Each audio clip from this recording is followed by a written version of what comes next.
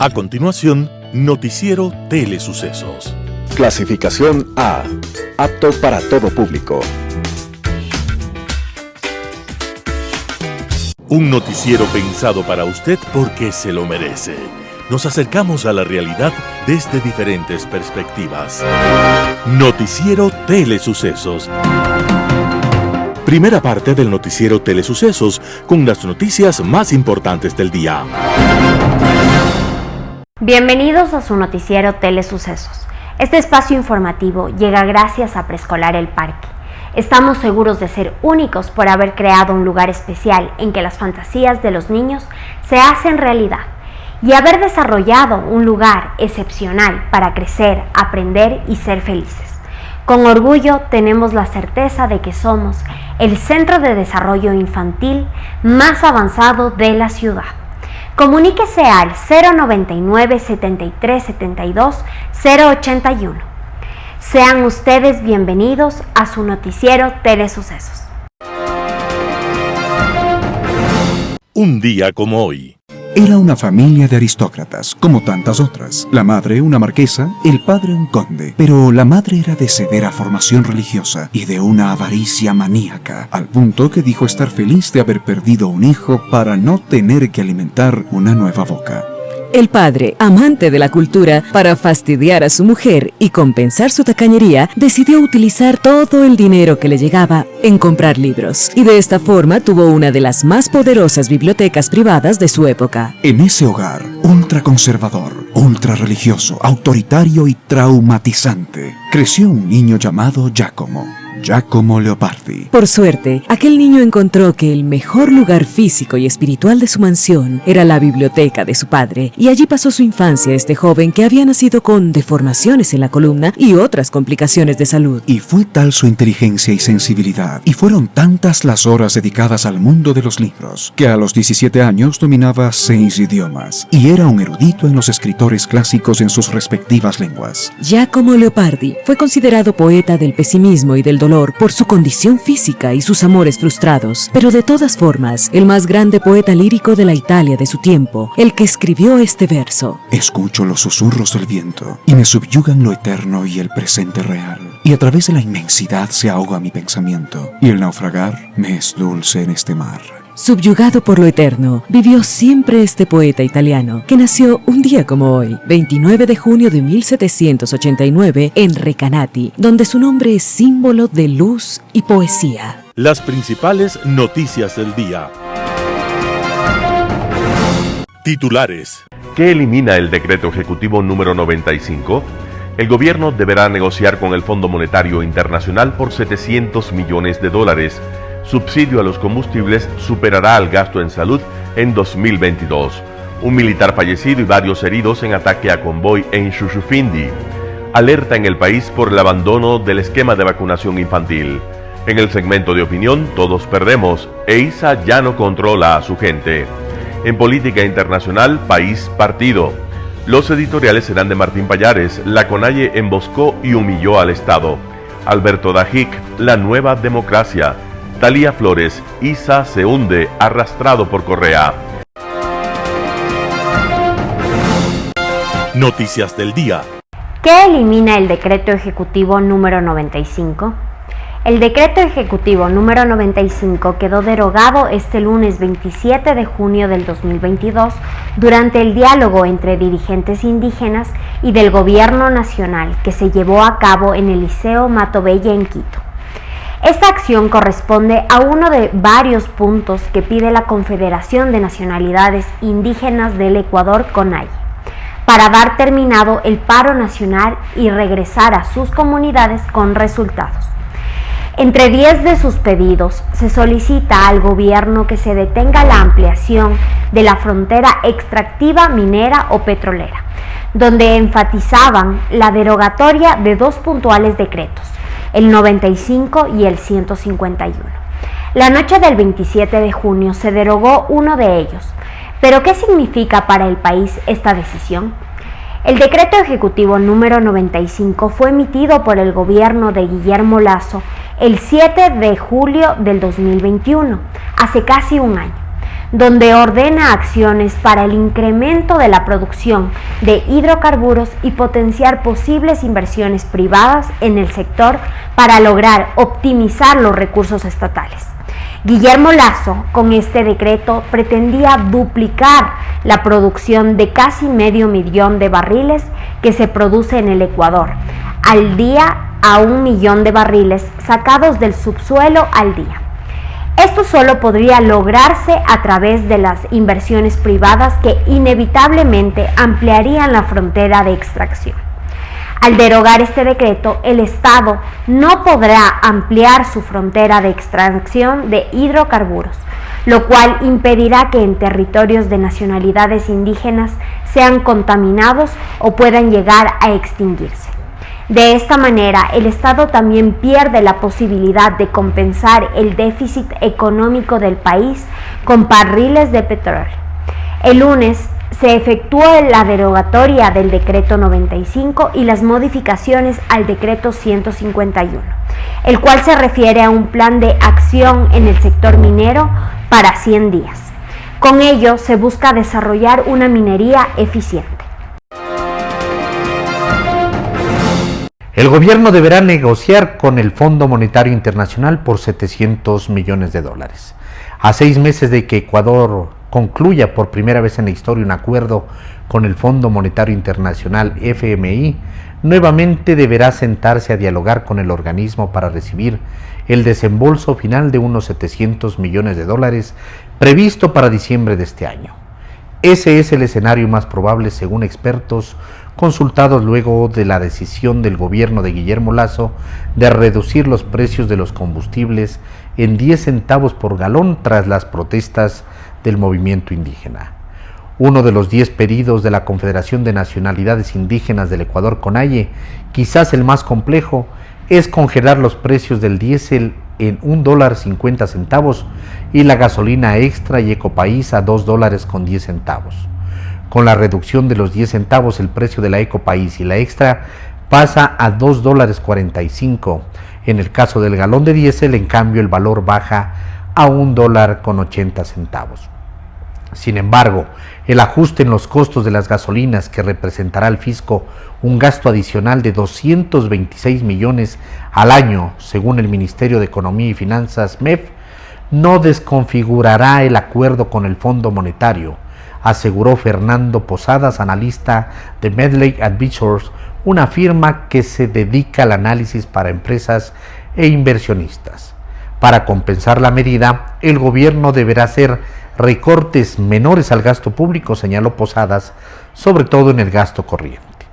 Para el exministro de Economía y Finanzas, Mauricio Pozo, quizás el gobierno ya discutió la medida con el Fondo Monetario Internacional y por eso se aprobó el penúltimo desembolso de 1,000 millones de dólares el pasado viernes 24 de junio de un total de 6.500 millones de dólares. En caso de que el gobierno ecuatoriano reduzca el precio de los combustibles, probablemente se necesitaría una renegociación del programa con el Fondo Monetario Internacional, aseguró el banco de inversiones Barclays en un reporte publicado el viernes 24 de junio pasado. Subsidio a los combustibles supera el gasto en salud de 2022. Durante el primer cuatrimestre del 2022, el gobierno ha gastado 825,8 millones de dólares en subsidios para combustibles importados, según el Banco Central del Ecuador, lo que significa un aumento de 147% frente al igual periodo del 2021. Jaime Carreras, secretario del Observatorio de Política Fiscal, explica que estos subsidios representan solo una parte de la subvención que destina el Estado para mantener bajos los precios de las gasolinas de menor octanaje y el diésel.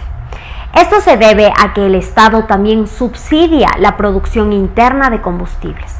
En el 2022, el gobierno ha tenido que hacer ajustes a su proyección de subsidios.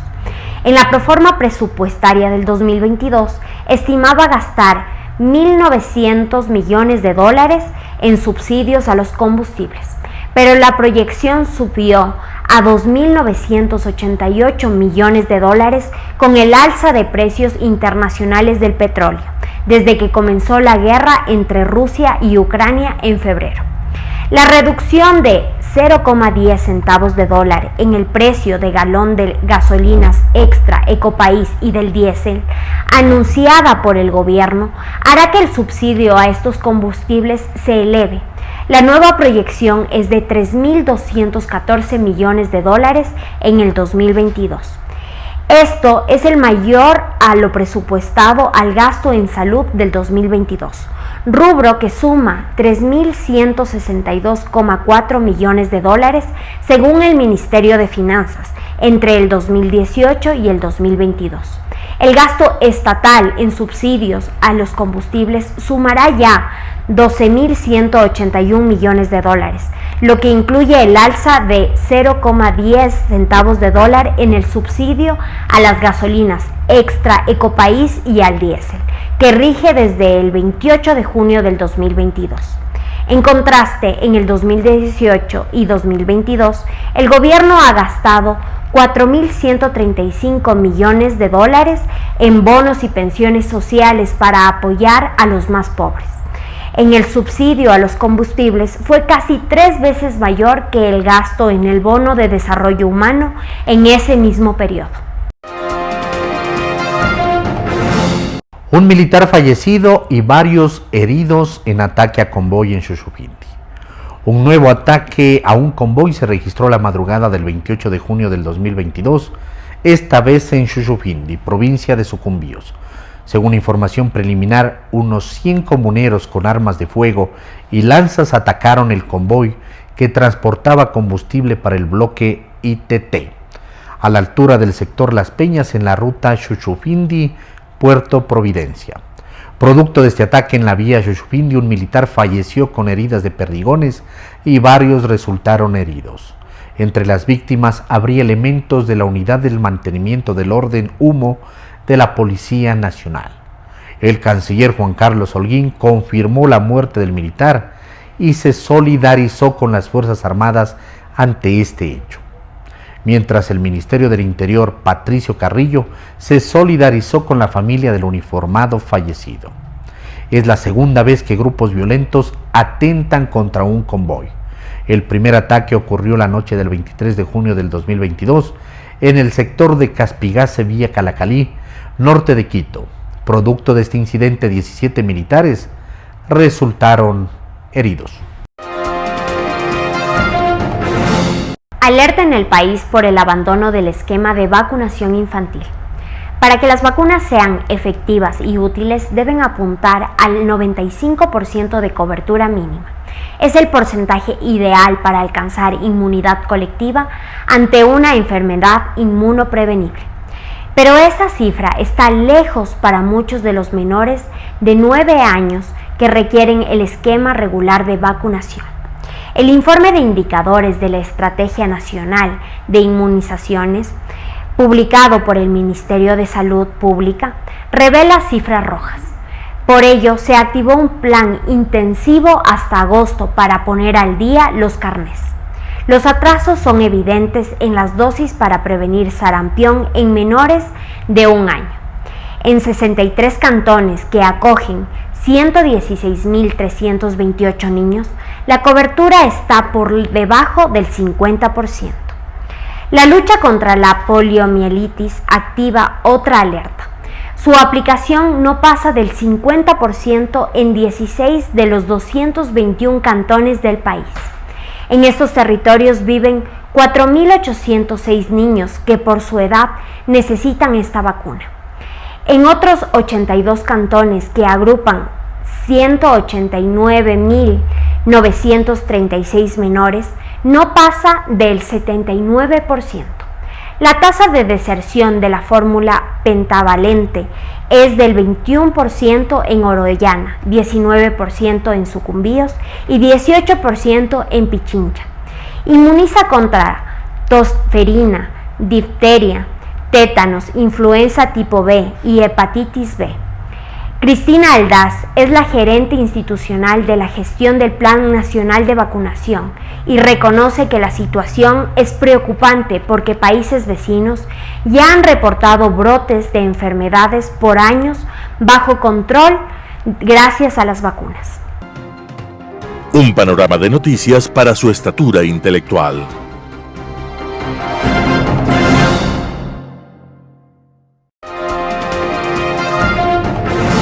Enfoques con Claudia Arteaga. Gracias por estar con nosotros en el noticiero de Telesucesos.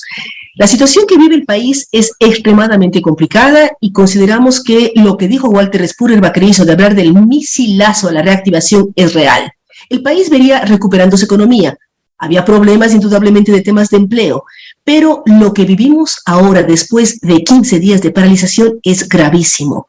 Estamos produciendo menos del 50% del petróleo y es una simple multiplicación. Si cada barril se está vendiendo en más de $100 y hemos dejado de producir más de 200,000 barriles diarios, son millones de dólares diariamente. Y lo que es más grave, reactivar esos pozos va a costarnos muchísimo dinero y vamos a seguir perdiendo dinero porque no vamos a seguir sacando petróleo. Soy el ejemplo del petróleo. Y lo más grave, puede que mañana o pasado toda la operación se cierre. Así es que no sé qué está pasando en el Ecuador cuando la CONAIE, el mundo indígena, que son ecuatorianos igual que todos nosotros, no se dan cuenta de la situación que vivimos. Escuelas cerradas, carreteras cerradas, productos dañados, enfermos que han muerto en ambulancias porque no pueden pasar los bloqueos. ¿Dónde están el reconocimiento a la necesidad de los seres humanos? Vimos el día domingo un convoy asaltado en la cuenca Molleturo-Naranjal que llevaba, además de alimentos básicos para Cuenca, llevaba oxígeno para los hospitales. Están por cerrar las terapias intensivas porque no hay oxígeno, no hay insumos en la ciudad de Cuenca. Y se pueden hablar de cientos de hospitales, de decenas de ciudades que están colapsando por falta de recursos.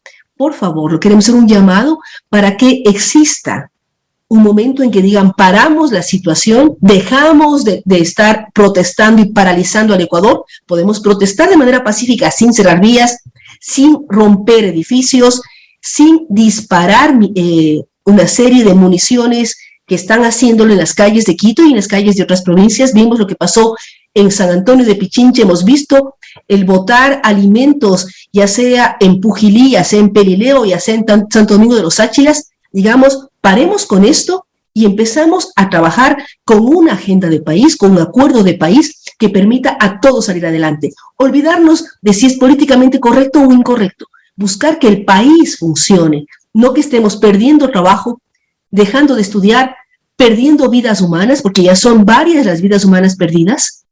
Esto tiene que ser evaluado, analizado y decir, bueno, sentémonos, dialoguemos y hagamos una agenda de país para salir adelante, para que todos consigamos trabajo, todos tengamos alimentos y todos tengamos salud y educación, que es lo que pide la CONAIE. Pero la CONAIE lo pide y para el Ecuador. Así es que hay que trabajar entre todos para sacar adelante a este país que estaba saliendo con trabajo, con esfuerzo, con vacunas, con una serie de elementos y de pronto 15 días en donde todo se paraliza y no vamos hacia adelante. Por favor, todos meditemos, pensemos y procuremos conseguir paz, diálogo y una agenda nacional que permita al Ecuador avanzar. Gracias por estar con nosotros en Telesucesos. Opinión. Bienvenidos. Una pregunta que cabe, es oportuna y creo tener, por lo menos intuir, qué responder sobre eso. Pregunta que se hace mucha gente. ¿El señor Issa tiene control respecto de sus liderados? A ver, pregunto claramente. ¿Controla su gente el señor Issa a estas alturas?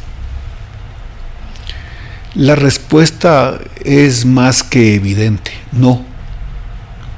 No, porque no es un movimiento indígena.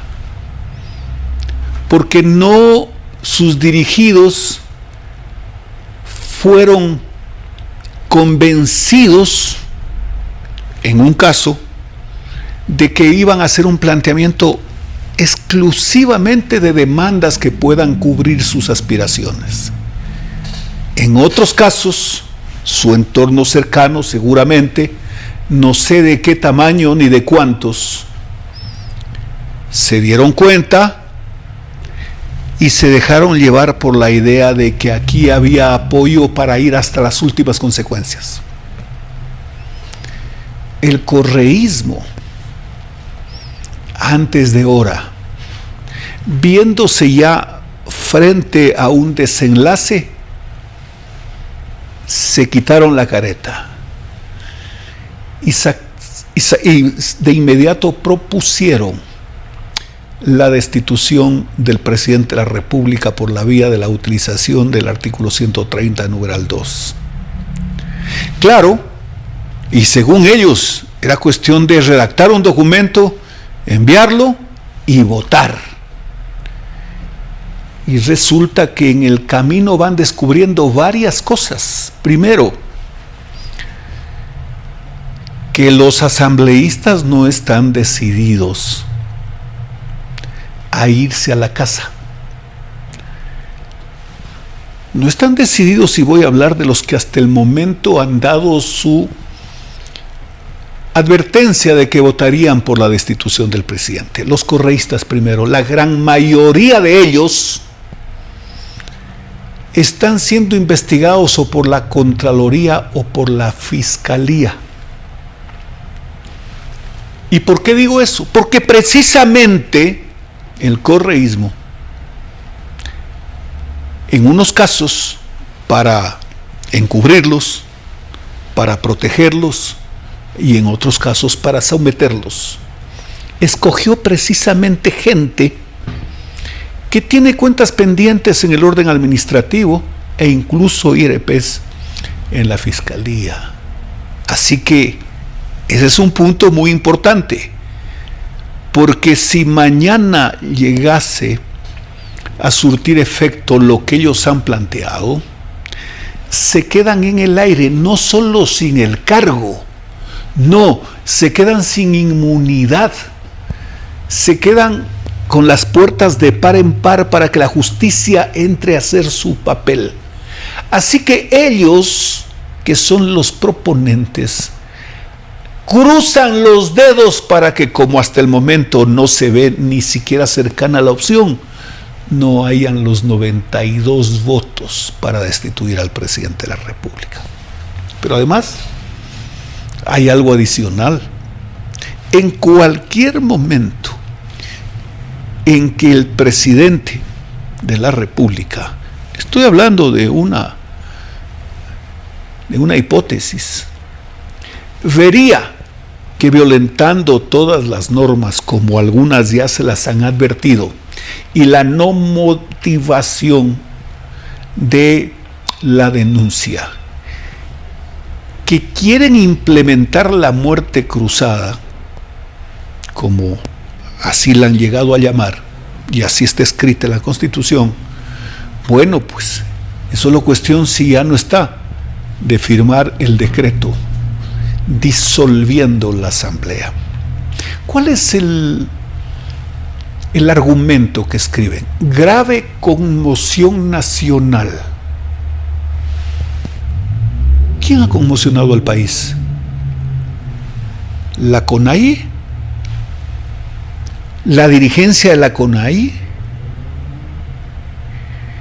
¿Y ellos a cuenta de qué? Queriendo reivindicar las aspiraciones de los indígenas en sus sectores donde realizan diferentes actividades.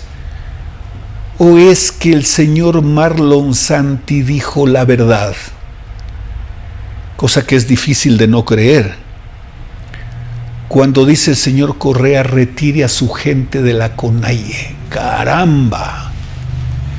Ya en el año 2019, el señor Salvador Quispe, en un momento, y lo propio esta señora que se ha descubierto pero así en forma absolutamente ya sin pudor, la señora Tibán, los dos dijeron que no la decisión estaba en manos de los dirigentes de la CONAIE, sino del correísmo. Entonces hoy lo que están es repitiendo el libreto del año 2019. Pero entonces, cuando dice Santi, retire a su gente, no está hablando ni de infiltrados, ni de cosa por el estilo, porque esa es una figura que no existe, porque es un término de mucha conveniencia y de mucho oportunismo como para usarlo. Es decir, que la gente de Correa está en la CONAIE tomando decisiones y cumpliendo el papel a rajatabla para que la convulsión sea el antecedente de la destitución. Ese es el propósito, de principio a fin. Qué gusto haber estado con ustedes. Global Hoy con Alan Carney. Hablábamos ayer de la evolución e involución de las formas de gestionar el poder dentro de las sociedades, estableciendo de manera general que la diferencia central se refería al grado de discrecionalidad que el gobernante tiene para actuar. Es decir, si hablamos de un régimen con controles independientes para el poder ejecutivo y una efectiva división de las funciones dentro de la lógica democrática liberal, o la ausencia de tales controles con la consiguiente omnipotencia del gobernante en la inmemorial tradición de las autocracias. El siglo XVIII, en su último cuarto, fue testigo de la aplicación dentro de la realidad social y política que dos experimentos revolucionarios de gobierno, uno en Norteamérica y el otro en Europa, gestionaron acogiendo las tesis del pensamiento político formulado por varios filósofos de la Ilustración. Hablamos, claro está, de la Revolución Americana de 1776, que dio lugar al nacimiento de un nuevo Estado que por la lucha armada había alcanzado su independencia de un poder colonial europeo. Un nuevo Estado no tanto en el sentido de ser uno más, sí en el sentido de ser uno distinto y en ese momento único. Y 13 años más tarde, en 1789, de la Revolución Francesa, que bajo los mismos conceptos ilustrados dio fin a una de las más antiguas monarquías absolutas de Europa, que concluyó con la ejecución del rey Luis XVI y de su esposa María Antonieta en la guillotina. Como todo proceso de cambio, debió enfrentar la resistencia activa de varios actores políticos poderosos, principalmente las históricas monarquías europeas, que con razón veían en la revolución y en sus ideales el mayor riesgo para su supervivencia. Curioso resulta constatar y destacar que el creciente radicalismo revolucionario fue la némesis de la Revolución Francesa, que finalmente devino, tras la caída y ejecución de Robespierre, en un directorio de conveniencias que pronto será desplazado por un personaje de dimensiones históricas, el general Bonaparte, que retorna a la tradición autoritaria como cónsul primero para concluir proclamándose emperador Napoleón I y ubicando a sus familiares y amigos como gobernantes de varios países, la nueva nobleza europea. Con el acierto y la perspicacia de Stefan Zweig, al hablar de la familia imperial, la describe en 4 palabras de una concisión perfecta: un clan familiar hambriento. Frase devastadora que continuará resonando y siendo de actualidad mucho tiempo después de su enunciación y en un amplio abanico de escenarios. Francia recuperará la República finalmente tras el lamentable Segundo Imperio del que se proclama emperador Luis Napoleón, sobrino nieto de su gran antecesor y a quien Víctor Hugo calificara por sus limitaciones como Napoleón el Pequeño. la desastrosa guerra contra Prusia y la humillación que la derrota francesa provoca en el país, marca el final de la autocracia, dando paso de nuevo a un gobierno republicano y democrático que se ha mantenido hasta nuestros días con el breve intervalo de la ocupación alemana en la Segunda Guerra Mundial. El impacto continental de la Revolución Francesa, por su centralidad geográfica y su difusión durante las guerras europeas posteriores, fue enorme, punto de partida para ideales similares por todo el continente y fundamento de los estados que hoy operan bajo los conceptos ilustrados de la división de poderes y limitación al poder. Mientras estas convulsiones sacudían a Europa, Estados Unidos se había dotado de una constitución que ha logrado flexibilidad y firmeza simultáneamente y que ha resistido como argamasa social y legal del país el paso de casi 250 años, adaptándose y cambiando con los tiempos, pero manteniendo vivos y presentes los principios y valores que la inspiraron. El contraste con el incontrolable afán del resto de países del hemisferio por refundarse cada cierto tiempo, por lo general muy breves, resulta llamativo y contribuye sin duda a explicar las razones de la estabilidad institucional de Estados Unidos, origen de la seguridad jurídica y fundamento de confianza social y económica de cara al futuro.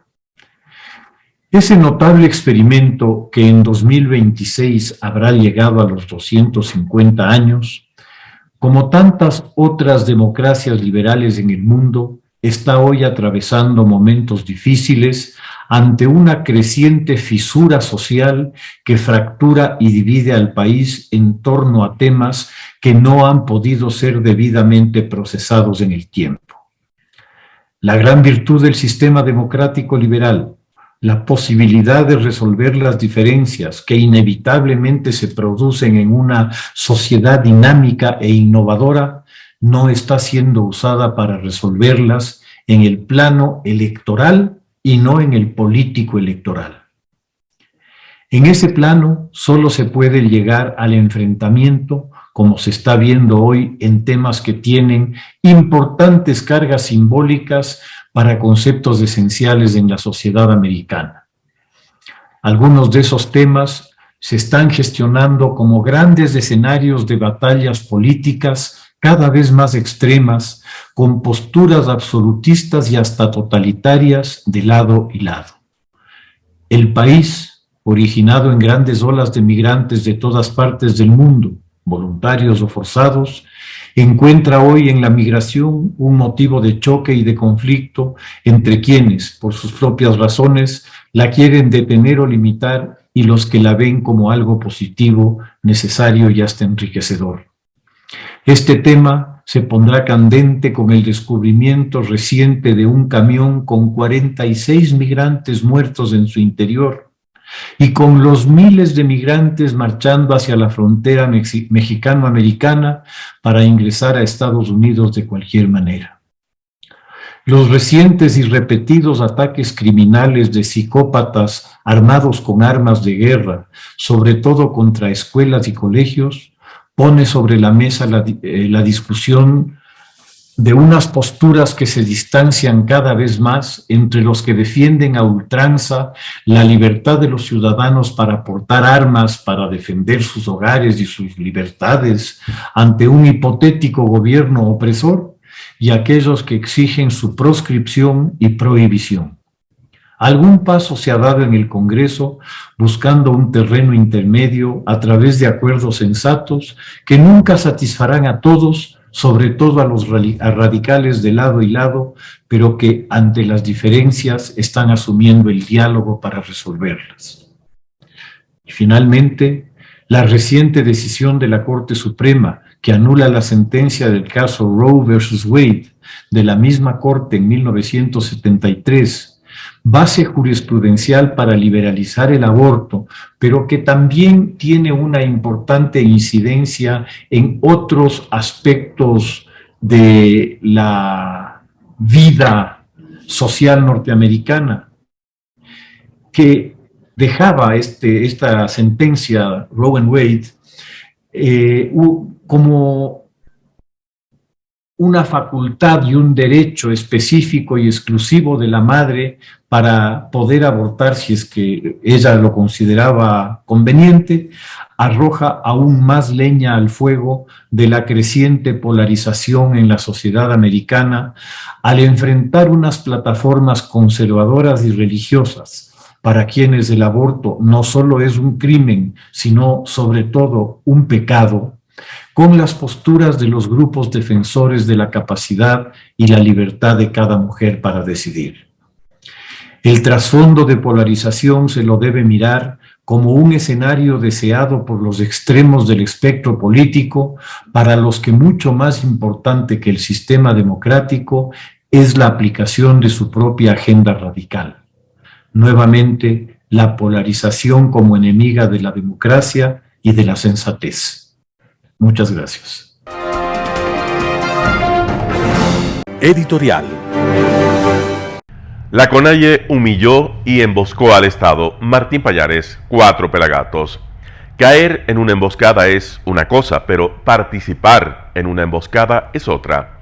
Lo primero ocurre cuando el que cae lo hace inadvertidamente y bajo el engaño del enemigo. Lo segundo solo se explica cuando la víctima decide hacerlo y está avisado de la trampa. Lo segundo le ocurrió al gobierno de Guillermo Lasso en la reunión que hubo hoy en la Basílica y en la que por decisión de la dirigencia de la CONAIE debían estar presentes los 5 poderes del Estado. No fue la reunión para dialogar y negociar como lo anunciaron sus gestores, sino una emboscada en la que cayeron cual perdices los 2 representantes del presidente Guillermo Lasso, Francisco Jiménez, ministro de Gobierno, e Iván Correa, secretario de la Administración. El espacio en el que se suponía se iba a desarrollar esta negociación estaba bajo absoluto control de la CONAIE. En la puerta de acceso había una guardia de ese organismo que decidía qué periodistas podían entrar y cuáles no.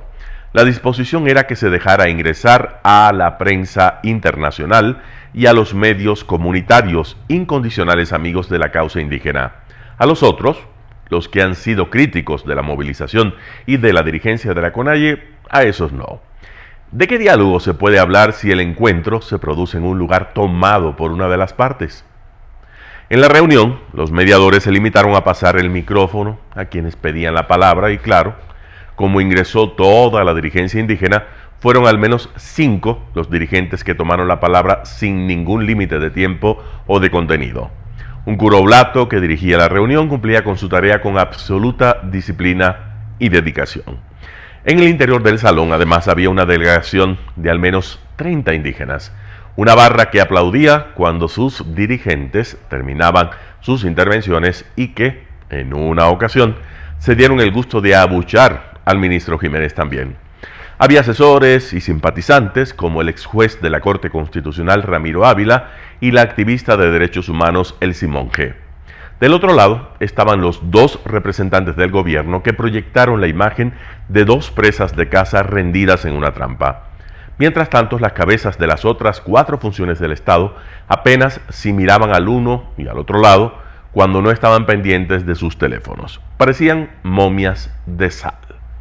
La reunión se convirtió en poco tiempo en lo que tenía que convertirse, un mitin político donde todo estaba diseñado para mostrar cómo se sometía al Estado y amplificar el discurso tras la paralización. Obvio, si se incluye una transmisión en vivo por las redes de los medios más cercanos a la dirigencia de la CONAIE, el resultado iba a ser inevitablemente el de un espacio para hablar, lucirse y mostrar lo que se quiere mostrar.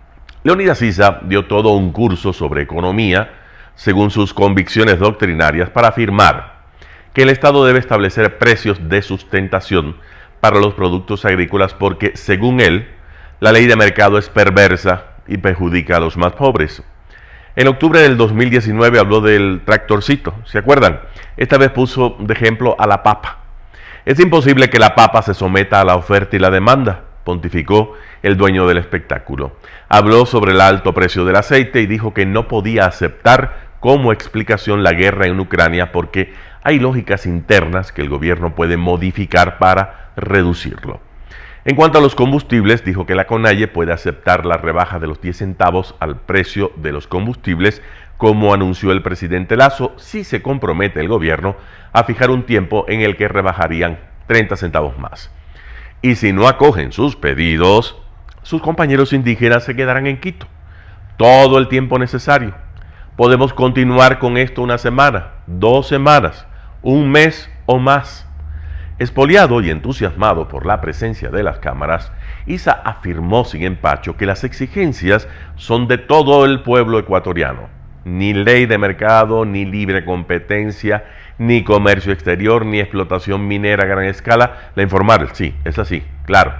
Ni privatizaciones de ningún tipo. En definitiva, su plan de gobierno. Issa se quejó amargamente de los plantones en las Shiris. Los quiteños de bien, repitió varias veces lo de quiteños de bien, lanzan ahí, según él, discursos de odio y de racismo. Nada dijo, obviamente, sobre la deslealtad de las agresiones, de los saqueos, de las violaciones a los derechos humanos cometidos por sus huestes en todo el país. Los otros dirigentes indígenas tampoco economizaron el tiempo para sus intervenciones. Gary Espinosa, de la FENOCIN, contó una larga historia familiar cuya moraleja fue básicamente que en la dictadura militar las cosas funcionaban mejor. En democracia, dijo, nunca recibió un crédito agrícola como el que tuvo en manos de los militares. Por eso, dijo, el gobierno debe ordenar la condonación de las deudas menores a $10,000 que hay en el país. Otro de los tantos dirigentes que tomó la palabra incluso le preguntó desafiante al ministro Jiménez si era un delito aspirar ir a una universidad, como si el funcionario hubiera dicho tal cosa. La idea era humillar al ministro. La reunión fue convocada por el presidente de la Asamblea, Virgilio Saquicela, bajo pedido de las bancadas del correísmo y de Pachacutic, que querían dar gusto a la dirigencia indígena. El gobierno, seguramente nervioso por la crisis política y social, fue sin reparos a lo que era una trampa. Finalmente ocurrió algo casi idéntico a lo de octubre de 2019, cuando el gobierno de Lenín Moreno fue humillado por la dirigencia indígena en un escenario muy parecido. Si entonces fueron los curas salesianos en Tumbaco, esta vez fueron los oblatos en la Basílica. Cerca de las 20 horas se suspendió la sesión y hubo un receso. Cuando se retomó, el gobierno dijo que estaba dispuesto a derogar el decreto 95, pero que no hará lo mismo con el 151, aunque se compromete a no realizar actividades extractivas en zonas vulnerables. Además, que está abierto a focalizar el subsidio a los combustibles. Los indígenas, por su lado, llegaron con nuevos pedidos: que no se judicialice a ninguno de los protestantes y que se saque del cargo al ministro del Interior, Patricio Carrillo. El ministro de Gobierno, Francisco Jiménez, luego de toda la humillación de la que fue objeto durante la sesión, dijo que para hacer la primera mesa de diálogo no estuvo tan mal y ofreció estar presente a las 9 de la mañana en el mismo lugar para seguir con la negociación. Martín Pallares, 4 Pelagatos. La nueva democracia por Alberto Dajic, El Universo. Cuando Charles Louis de Secondat, señor de la Brede y barón de Montesquieu, concibió la división de poderes del Estado, apareció la solución a un sistema desgastado y ya no viable, que era la monarquía absolutista. Esta concepción del Estado, acompañada de la concominante revolución industrial y luego de la de los transportes, abrió la oportunidad del mayor progreso que jamás se haya dado en la historia de la humanidad. Los líderes de la CONAIE compiten hoy con Montesquieu. Han concebido una nueva forma de democracia, una sin división de funciones y que atenta contra la esencia misma del sistema democrático, que es el respeto a la voluntad de las mayorías. En la democracia es fundamental el tener elecciones en las cuales el poder ejecutivo se encomienda a un ciudadano cada cierto número de años. El voto popular es la máxima expresión de la democracia. El presidente recibe un mandato para que dentro de la Constitución y la ley ejecute aquello que prometió a los ciudadanos. Pero los Montesquieu criollos han reinventado la democracia. Al diablo la mayoría, esa no importa. Al diablo la ley, al diablo las instituciones. con tácticas muy bien estudiadas, secuestradas a esta mayoría para obligar al gobierno de turno a ejecutar lo que ellos quieren que se ejecute y lo que ellos piden. Esta barbarie ha producido ya en el Ecuador un daño irreparable, porque si se suman los eventos de octubre del 2019 más los de estos últimos días, el mensaje al mundo es clarísimo. El Ecuador no es una nación viable. Pero lo más inaudito de todo es que las propuestas son científicamente programadas para destruir al país. Así, por ejemplo, piden ampliación de subsidios a los combustibles.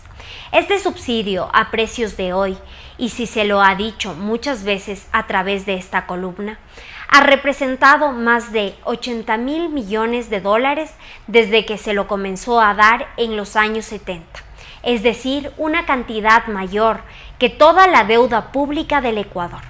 Todo lo que el Ecuador ha tomado de deuda ha sido usada para subsidiar los combustibles. Si tanto beneficio ese subsidio significa a los indígenas, ¿por qué con semejante monto siguen siendo pobres y muchos otros ecuatorianos? La respuesta es simple, porque ese subsidio no llega a los pobres. Ahuyentan la inversión, en especial la extranjera, tanto por su actitud salvaje y terrorista como por su discurso. Promueven el debilitamiento del sistema financiero, sembrando la semilla del no pagar deudas. ¿Se sale con eso de la pobreza? ¿A quién le beneficia un país en pobreza? Al narcotráfico. Mientras más pobreza y menos empleo haya, cosa que sucede con las políticas propuestas por la CONAIE, más gente vulnerable cae en manos de los narcotraficantes para ser parte de la red de tráfico. Por ello, la CONAIE para quien más trabaja hoy es para el narcotráfico, porque esté de acuerdo o no con él, cosa ya irrelevante, está haciendo lo que a ese narcotráfico le conviene. La destrucción de equipos e instalaciones policiales, el distraer a policías de su labor diaria es ventajoso para el narcotráfico. La Constitución del Ecuador ya debería cambiar para establecer que los candidatos presidenciales deben primero consultarle a la CONAIE qué es lo que se debe proponer en el país y solamente luego de eso añadir sus propuestas. Pocas veces se puede ver un grupo más radical y más cargado de odio que la CONAIE. Las escenas que todos hemos observado, las cuales se suman a las de octubre del 2019, demuestran a los demás ecuatorianos que lamentablemente no seremos viables mientras ese grupo no sea desarmado, al igual que lo fue el ETA, que lo fue el Sendero Luminoso, que lo fueron las FARC. No más eufemismos, son terroristas, han secuestrado a la mayoría del Ecuador. No les interesa el diálogo y paladinamente, ante los ojos y oídos de los ecuatorianos, han hablado de tumbar al gobierno y son muchos los dirigentes que han expresado esto. Por supuesto, se cayeron varias caretas de quienes pretendieron a través de la Asamblea destituir al gobierno legítimo. ¿Y cuánta evidencia hay de que ellos ejercieron el gobierno alineados con quienes a través del socialismo del siglo XXI promueven los narcoestados? Felizmente han quedado evidenciados y arrinconados como verdaderos golpistas. Una cosa es el indigenado mayoritario, que no es responsable de muchas de estas cosas y al cual el país le debe bastante históricamente. Otra cosa es la dirigencia ideologizada mariateguista, con una agenda totalmente alejada de nuestra patria. Una cosa es el pueblo vasco, otra cosa es el ETA. Una cosa es el campesinado colombiano, otra las FARC. Una cosa es la población rural de Ayacucho, otra Sendero Luminoso. Una cosa es el pueblo libanés, otra los Hezbollah. Una cosa es el pueblo de los Estados Unidos, otra los Ku Klux Klan. Una cosa es el Aum Shinrikyo y otra el pueblo japonés. Una cosa es el núcleo revolucionario, otra el pueblo griego. El Ecuador tiene una sola posición que lo puede salvar. Basta. Alberto Dajic, El Universo. ISA se hunde, arrastrado por Correa. Artículo de Talía Flores publicado en el portal Primicias. Los conspiradores podrían no salirse con la suya, pero al país le han asestado un golpe artero que tardará mucho tiempo para que se recupere, se levante y camine. Hoy, Ecuador está más dividido y empobrecido que antes de las movilizaciones. La desconfianza y la ira se han apoderado de la gente, víctima de los sediciosos que, ofuscados, han dejado expuestas sus miserias políticas ante la faz de la nación. A estas alturas, Rafael Correa es una caricatura de sí mismo, y Leonidas Issa, un dirigente enajenado. Frenético por la abstinencia del poder, Correa conspira día y noche contra el poder legalmente constituido. Ese mismo poder ansía, sin haber nunca ocultado su ambición, el presidente de la CONAIE, Leonidas Issa, y es lo que les ha vuelto a juntar en una nueva aventura golpista luego de haber fracasado en octubre de 2019. Instigado por Correa, Issa le ha puesto al país, otra vez, al borde del precipicio. Es responsable de haber movilizado a miles de indígenas y campesinos para luego no hacerse cargo de la violencia infiltrada que ha dejado muerte y destrucción. ¿Tendrá cara para mirar a los ojos a las madres de los caídos en las revueltas que propició?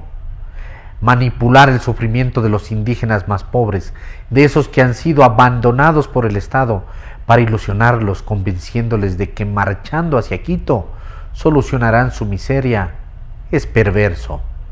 Y haberles dejado en manos de gente armada que agrede a soldados e incendia camiones del ejército, ominoso. El ataque a los militares en San Antonio de Pichincha destapa una realidad que espanta. Los ecuatorianos no imaginaron que el enemigo estaría dentro. Fue una emboscada tipo comando que dejó estupefactos a los militares. Es evidente que tienen entrenamiento profesional. Se trataría de la banda llamada Pikachu, vinculada al narcotráfico y a personas extranjeras, según el canciller Juan Carlos Holguín. ¿Sabrá Issa cómo operan y para quién trabajan? ¿Cómo han logrado mimetizarse con la gente de los barrios que vive su cotidianidad, entregada a sus labores o buscando un trabajo para sustentarse? La deriva que tendría la movilización de Issa la vieron y advirtieron los embajadores de la Unión Europea, Estados Unidos, Canadá y Japón, quienes en un comunicado firmado por ellos la semana anterior expresaron su preocupación por los disturbios violentos en el país e instaron al diálogo. ¿Pero qué va? Incapaz de tomar una decisión firme, el dirigente de la CONAIE ha titubeado en los momentos determinantes, mostrando que su liderazgo es falso, porque no quiere un acuerdo para mejorar la vida de su gente, sino concretar sus planes sediciosos. En estos instantes, el gobierno de Guillermo Lasso se sostiene en su propia debilidad. Los tiempos corren para la sesión de la Asamblea en la que se resolverá la destitución del presidente de la República. Lo que está en juego en este acto conspirativo, trasladado a la Asamblea, no alcanzamos siquiera a dimensionar, pero da miedo. Los votos a favor de Lasso provienen de aquellos que no quieren que el país se hunda en el caos y caiga en las garras de personajes indeseables, que pretenden controlar el Estado y tienen nexos en toda la región. Que los seguidores del expresidente y de otros dirigentes hayan ido a las casas de los asambleístas para amedrentarlos y amenazarlos para que voten por la destitución de Lasso es una ruindad sin nombre en una democracia. Nada puede explicar semejante aberración que no sea el pánico en el que Correa vive, atormentado por las cuentas que tiene con la justicia y porque el país estupefacto ha descubierto los caminos torcidos por los que transitaba y los nexos que mantenía con personajes indeseables. Correa, Issa y una legión de procesados por la justicia se juegan el pellejo con la decisión de los legisladores. Pero nada está dicho aún. mientras haya tránsfugas como Salvador Quispe, que en 24 horas pasó de decir que prefiere inmolarse que votar por la conspiración correísta, para luego anunciar que apoyará la destitución promovida por quien le persiguió y humilló, vuelve todo impredecible y produce repugnancia. Con ese voto, Quispe y otros asambleístas avalan a quienes contaminaron el agua de Ambato, a los que dejaron sin oxígeno a los hospitales de Cuenca y a su gente sin alimento, a quienes en Puyo incendiaron un banco y 17 carros de la policía y hubo un muerto, y a aquellos que han paralizado pozos petroleros y han agredido, otra vez, a Quito. Para llegar a donde estamos, los conspiradores han inoculado el veneno del odio en la sociedad y han dividido al Ecuador. Es la receta de quienes asaltan el poder y cuando llegan no lo sueltan nunca. Hay que estar alerta.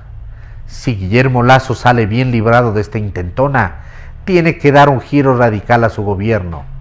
En los momentos de angustia vividos, habrá entendido que debe abandonar la burbuja de los algoritmos de las redes para escuchar a la calle, oír las críticas y deshacerse de los salameros. Solo el daltonismo político impediría mirar la gama de amenazas que se ciernen sobre el país que gobierna. Atender a quienes menos tienen y más necesitan y honrar las promesas que le llevaron al poder debe ser un compromiso sagrado. Solo así dejará sin argumentos a los conspiradores. Artículo de Talía Flores publicado en el portal Primicias.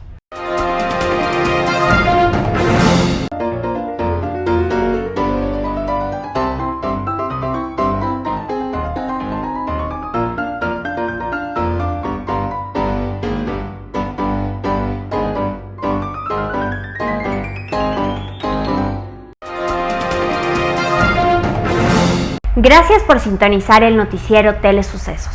Este espacio informativo llegó gracias a Preescolar El Parque. Estamos seguros de ser únicos por haber creado un lugar especial en que las fantasías de los niños se hacen realidad y haber desarrollado un lugar excepcional para crecer, aprender y ser felices. Con orgullo tenemos la certeza de que somos el centro de desarrollo infantil más avanzado de la ciudad. Comuníquese al 099 73 72 081. Síganos en nuestras redes sociales: Facebook Telesucesos Quito, Instagram @telesucesos_, Twitter @telesucesos29, YouTube Telesucesos HD y en nuestra página web www.telesucesos.net. Hasta mañana. Lo mejor de la mañana informando para usted. Noticiero Telesucesos.